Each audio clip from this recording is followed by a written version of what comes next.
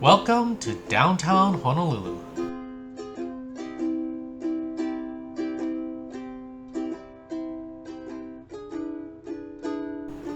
This is the center of commerce, business, and government for the whole state of Hawaii.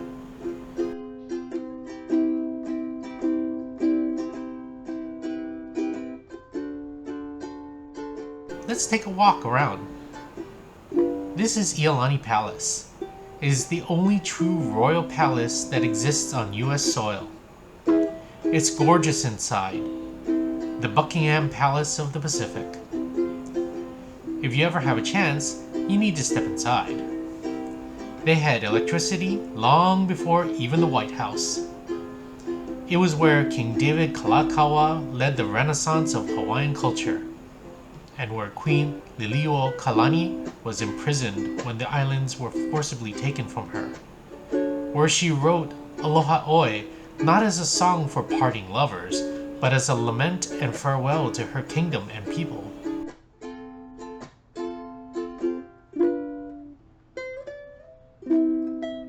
It is also where Jack Lord's Steve McGarrett commanded Dano to book 'em in Hawaii Five-0. And where the Royal Hawaiian Band would play for downtown workers having lunch every month.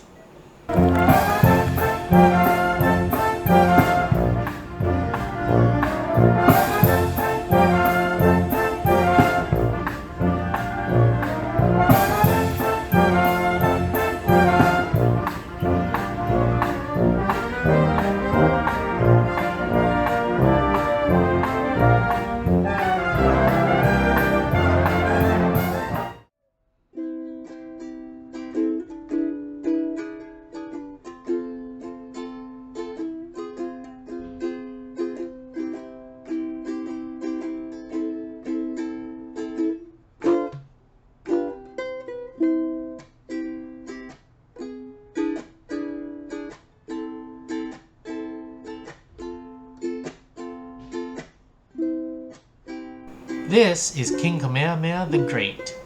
He was the great king that united all the Hawaiian Islands under one rule, one kingdom, only a few years after the American Revolution. And he ruled under the law of the splintered paddle, which recognized civilian human rights. He was so much more than just a Dragon Ball power. Both my parents worked downtown when I was little. My mom had an office in the old Grosvenor Center, what is now the Pacific Guardian Center.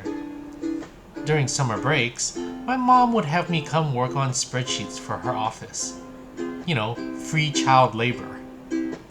She also had me doing deliveries to offices all over town, so I got to know downtown pretty well. My dad spent most of his career here. He worked as a research statistician for the state of Hawaii. While he was great at the mathematics, the politics drove him crazy to no end. But if there's one thing about state workers, just like taxi cab drivers and policemen, they know all the good places to eat. My dad would take me all over downtown in search of good food. But perhaps my favorite thing was just grabbing something from the Lunchwagon on the corner. Long before food trucks were ever a thing on the mainland, we had Lunchwagons serving up lunches to all walks of life, from plantation workers to office workers. Lunchwagons were always the best place to get a classic plate lunch. What's a plate lunch? Well, back in the sugar plantation days, all of the Chinese, Japanese, Korean, and Filipino plantation workers would squat around in a big circle and share their lunches. They all had a bed of white rice with their own culture's dishes on top. These days, plate lunches come with 2 scoops of rice, 1 scoop of mac salad, and a mix of whatever dishes you want. It's Hawaii on a plate.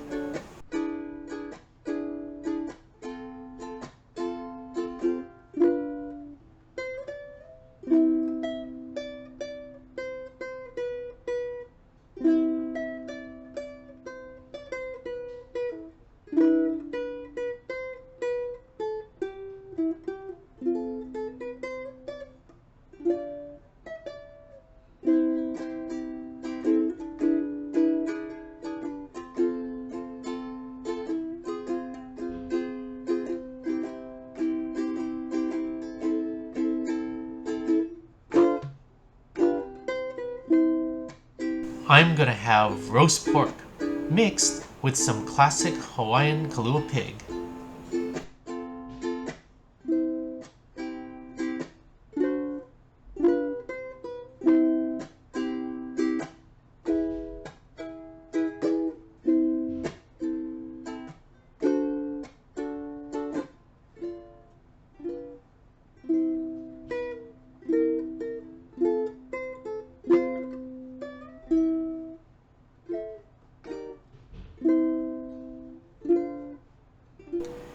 Nicky's roast pork is so tender, and the gravy is just so ono, so delicious over the rice. My dad would be happy with just rice and gravy on top.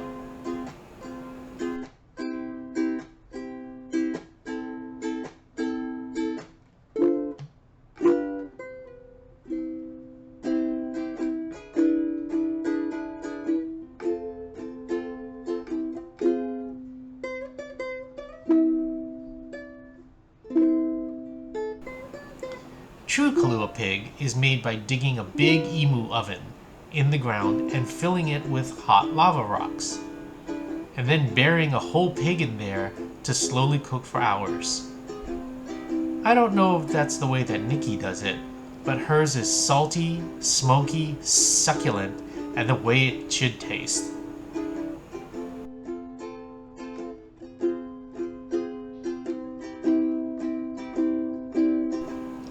Sitting here, having lunch from a Lunchwagon downtown, just makes me feel like a kid again, sitting next to my dad on his lunch break, enjoying the flavors of the islands.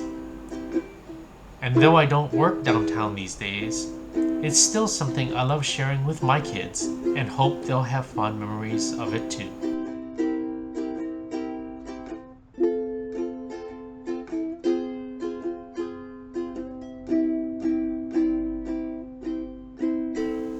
Until next time, Joy Kim and a hui ho.